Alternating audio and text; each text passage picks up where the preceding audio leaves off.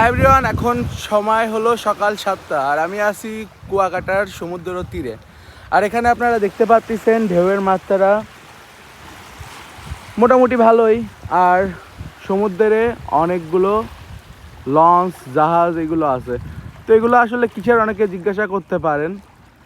আজকে যেহেতু 2025 সাল পড়ে গেছে আর আজকে জানুয়ারির 1 তারিখ, তো অনেকে আসলে পিকনিক করতে আসে কুয়াকাটায়। তো সেজন্য এই লঞ্চগুলো কিংবা ছোটো বোটও বলতে পারেন।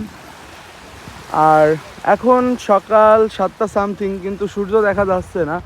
এর পিছনে মূলত কারণ হলো কুয়াশার কারণে আমরা কিন্তু সূর্য উদয় দেখতে পাচ্ছি না। আর শীতকালে তেমন একটা এসে কুয়াকাটায় খুব বেশি লাভ হবে বলে আমার মনে হয় না।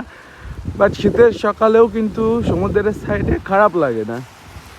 আর আমি এর আগেও কুয়াকাটায় আসছি, তখন সূর্যোদয় দেখছিলাম। তো এই জন্য এখন খুব বেশি ইন্টারেস্টেড না। আর সমুদ্রের চারি সাইডে টুকটাক আস্তে আস্তে কিন্তু লোকজন বাড়তিছে, আর আস্তে আস্তে কিন্তু আলো বাড়তিছে মনে হচ্ছে। হতে পারে একটু দেরি করে হলেও আমরা সূর্যোদয় দেখতে পারবো কুয়াশার আড়াল থেকে। তো আপনারা দেখতে পাচ্ছেন আশেপাশে আস্তে আস্তে কিন্তু লোকজনের সংখ্যা বাড়তিছে, আর পরিবেশটাও আস্তে আস্তে অনেক সুন্দর হচ্ছে, আলো বাড়তিছে।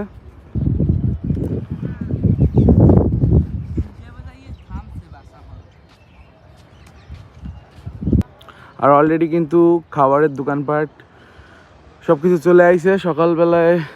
যদিও এগুলো থাকবে স্বাভাবিক বিষয়, কারণ সারা রাত কালকে টুকটাক অনেক দোকান এই জায়গায় রাতে ছিল। তো আপনারা কিন্তু এর আগের ভিডিওটা দেখতে পারেন, যেখানে আমি গতকাল রাতে 31st নাইটে কুয়াকাটার নাইট লাইফের একটা ভিডিও করছিলাম।